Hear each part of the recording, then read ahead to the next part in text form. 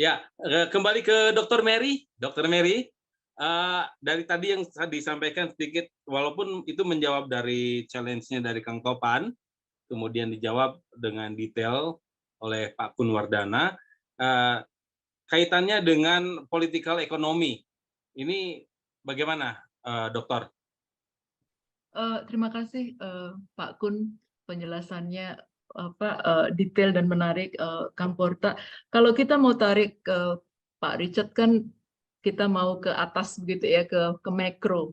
Kalau contoh-contoh detail kadang-kadang memang kita perlukan. Kalau kita mau tarik ke atas, sebenarnya penjelasan Pak Kun dan juga tadi remarks dari Pak Richard yang mengatakan bahwa cross border atau tadi klip-klip yang ditayangkan itu sebenarnya menunjukkan adanya ketidakpuasan citizen terhadap government-nya. Ya, Demikian kan. Kemudian kalau Pak Kun tadi contoh-contohnya, kalau kita ingin tarik ke atas sebenarnya kita bisa berbicara mengenai social contract ya Pak Kun ya. Jadi kalau social contract misalnya kita citizens kalau berdasarkan ide social contract adalah kita memberikan freedom kita kepada state, kepada government agar kita cases atau isu-isu yang berhubungan dengan kehidupan kewarganegaraan dan kebangsaan itu managed by government atau state dan kita freedomnya dibatasi oleh protokol begitu kan social contract sama dengan hubungan antara pekerja dengan industrialis. Nah, Pak Kun tadi juga menyatakan keyword yang kita again and again muncul adalah trustworthy begitu ya. Nah, trust ini yang kalau kita lihat cross border juga baik itu di Inggris dan atau di Indonesia, kawan-kawan yang di Indonesia lebih paham karena tinggal di sana dan mengikuti media setiap hari.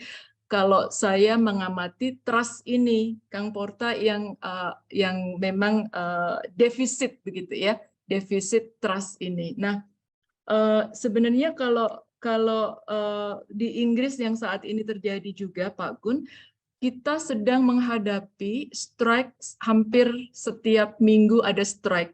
Jadi ada strike dari hospitals, medical doctors, nurses, ada strike dari train workers, strike di Heathrow Airport dan semuanya. Nah, debate yang ada di Inggris saat ini mengatakan bahwa strike ini terjadi karena lacking of trust.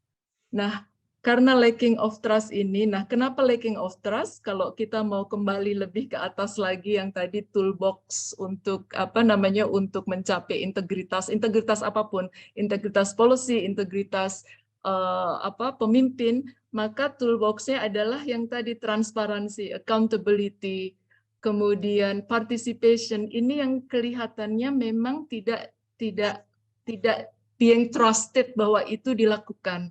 Nah, jadi itu pengamatan saya kalau misalnya Kang Porta ingin bicara tentang political economy, maka kalau kita bicara dua word political economy ini kan sebenarnya ekonomi di sebuah negara being governed, being managed, influenced by political situation kan demikian ya. Jadi sebenarnya who govern are those people yang punya kepentingan ekonomi. Jadi siapa yang govern, for whom, kemudian benefitsnya untuk siapa. Kalau mau kembali ke Pancasila juga Kang Porta adalah 5 sila itu akhirnya nanti seberapa extend dijalankan dan dipahami oleh pelaksana pemerintahan dan juga oleh kolektif masyarakat ini sendiri. Saya tertarik sebenarnya juga untuk diskusi Pak Richard, kalau misalnya kita bicara makro kesadaran, sebenarnya apa yang terjadi di dunia ini sehingga cross borders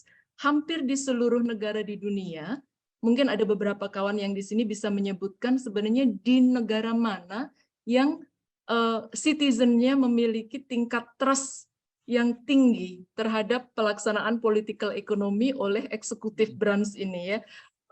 Jadi di sini di Inggris saya tahu bahwa trust itu defisit sekali. Ada banyak sekali orang yang kalau suami saya selalu bilang namanya mereka tidak punya payung political parties karena tidak percaya terhadap semua political party yang ada di sini. Di Amerika sama, kita lihat di Brazil juga sama. Mungkin di beberapa negara Skandinavia kita bisa lihat trust-nya tinggi kepada executive branch. Ini yang Pak Richard, saya kembalikan ke Pak Richard. What is going on? Mengapa social contract yang dibangun dekade-dekade terdahulu yang berdasarkan trust itu sekarang menjadi defisit cross borders? Terima kasih, Kang Porta. Ya, baik, Dokter. Ya, terima kasih. Tentu ya ini luar biasa sekali. Ini mohon nanti Profesor bisa mengurai jawaban ataupun penjelasan. Karena juga, Dokter, belum lama ini di Indonesia terjadi satu kejadian di mana mahasiswa sudah dipersilahkan untuk bisa masuk ke dalam ruangan DPR, di DPR RI, masuk ke dalam sebuah parlemen, mereka berbicara langsung tatap muka dengan parlemen, namun kemudian yang akhirnya mahasiswa menyatakan mosi tidak percaya, lack of trust. Nah, ini terjadi juga di Indonesia. Jadi kalau mahasiswa sudah seperti itu, ini kemudian mudah sekali masyarakat terinfluence karena mahasiswa sangat jago dalam digital information. Nah, sehingga ini menyebar ke berbagai platform-platform sosial media dan akhirnya semakin turun juga trust bangsa Indonesia kepada pemerintahannya. Ini terjadi di Indonesia ternyata. Nah, perlu kayaknya mungkin dianalisa, Dok, barangkali ada momen ataupun kesempatan untuk bisa menganalisa negara mana yang bisa menjadi role model bahwa trust dari masyarakat kepada government-nya bisa dibilang bagus.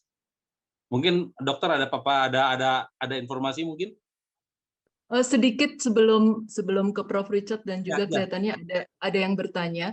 Jadi kalau saya lihat trust citizens kepada government akan tinggi jika pihak pemerintah, maksudnya theoretically ya, pihak pemerintah itu memiliki tingkat transparansi yang sangat tinggi di dalam membuat kebijakan dan juga melaksanakan kebijakan. Nah, transparansi, accountability, dan juga pada saat membuat kebijakan, meaningful participatory process itu juga key. Jadi ada nanti debate-nya bisa, what is meaningful participatory process? Karena ada banyak sekali organisasi dan negara yang klik box gitu ya, oh kami sudah melakukan public participation untuk membuat kebijakan A, B. Namun sebenarnya to what extent itu meaningful participatory process. Kalau contohnya saya tadi sebutkan beberapa negara Skandinavia karena hampir banyak sekali karena mereka mungkin populasi jumlahnya kecil dan juga hampir semua kebijakan dibuat dengan transparansi yang sangat tinggi, semuanya dibuka. Sedikit kasus yang terjadi di Inggris baru-baru ini ada leaking dokumen dari WhatsApp messages dari seorang mantan menteri kesehatan. Itu WhatsApp-nya ribuan pesan being leaked begitu ya, jadi di leak ke publik. Ternyata kemarin beberapa tahun kebelakang pembuatan kebijakan mengenai COVID lockdown itu tidak transparan. Oleh karenanya pada saat dokumen leak, masyarakat di Inggris punya evidence ternyata kami tidak percaya pada government pada saat membuat policy itu benar karena tidak ada transparansi dan begitu. Jadi ini adalah kasus di mana level of trust yang sudah rendah menjadi jatuh ke bawah karena ada leaking dokumen. Itu dari saya, Kang Porta. Silakan.